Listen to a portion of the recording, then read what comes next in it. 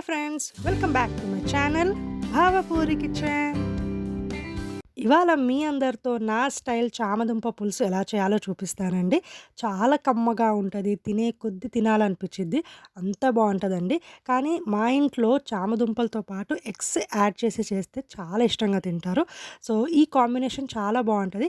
మరి మీ అందరితో కూడా షేర్ చేద్దామని చెప్పి నేను వీడియో అయితే పెట్టేస్తున్నాను. ఇంకా లేట్ చేయకుండా వీడియో స్టార్ట్ చేద్దాము.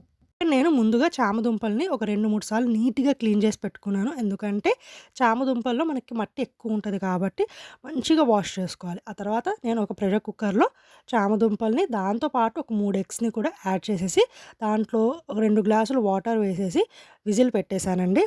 మంచిగా హై ఫ్లేమ్‌లో ఒక 5 విజిల్స్ రానివ్వండి. ఆ తర్వాత లో ఫ్లేమ్‌లో 2 విజిల్స్ వచ్చాయనుకోండి, పర్ఫెక్ట్‌గా మనకి చామదుంపలైతే ఉడికిపోతాయి. చామదుంపలనేవి కరెక్ట్‌గా ఉడకకపోతే మన గొంతులో కొంచెం దురదలాగా స్టార్ట్ అయ్యిద్ది. సో, అందుకే చామదుంపలనేది పర్ఫెక్ట్‌గా ఉడకాలండి.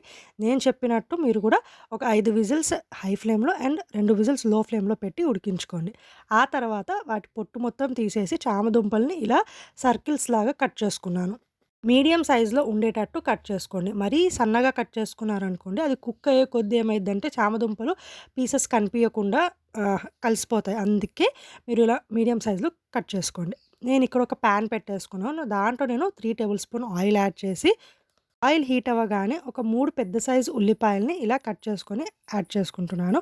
ఉల్లిపాయలు తొందరగా వేగడానికి మనం దీంట్లోకి ఒక టేబుల్ స్పూన్ ఉప్పు యాడ్ చేసుకోండి. అలాగే ఒక టీ స్పూన్ పసుపుని కూడా యాడ్ చేసుకుంటున్నాను. ఉప్పు యాడ్ చేయడం వల్ల ఉల్లిపాయలు తొందరగా వేగుతాయి.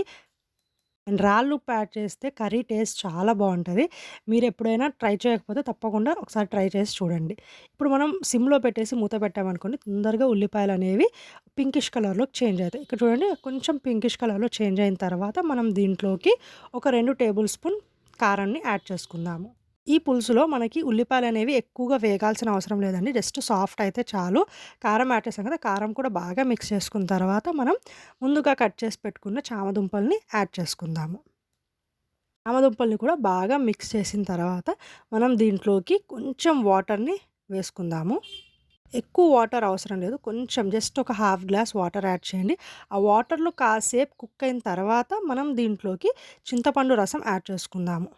అలాగే వాటర్ యాడ్ చేసిన తర్వాత మనం ఎగ్స్‌ని కూడా పెట్టుకుందాం కదా! ఎగ్స్‌ని కూడా యాడ్ చేసుకోండి. మీరు ఎగ్స్ ఇష్టపడకపోతే స్కిప్ చేయొచ్చు. కానీ మా ఇంట్లో ఎగ్స్ ఉంటే తింటారని చెప్పి నేనైతే ఎగ్స్ యాడ్ చేస్తాను.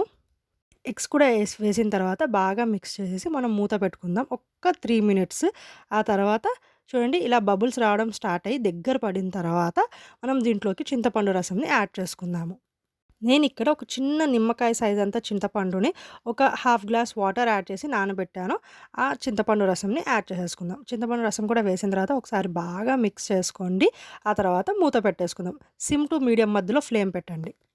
అంతేనండి. ఒక 15 మినిట్స్ తర్వాత చూడండి, ఆయిల్ అనేది బాగా పైనకి తేలుతూ ఉంటది. అలా ఆయిల్ బాగా పైనకి తేలినప్పుడు పర్ఫెక్ట్‌గా మనకి పులుసు అనేది రెడీ అయిపోయినట్టే. ఇప్పుడు మనం స్టవ్ ఆఫ్ చేసేసుకొని సర్వింగ్ చేసేసుకోవచ్చు.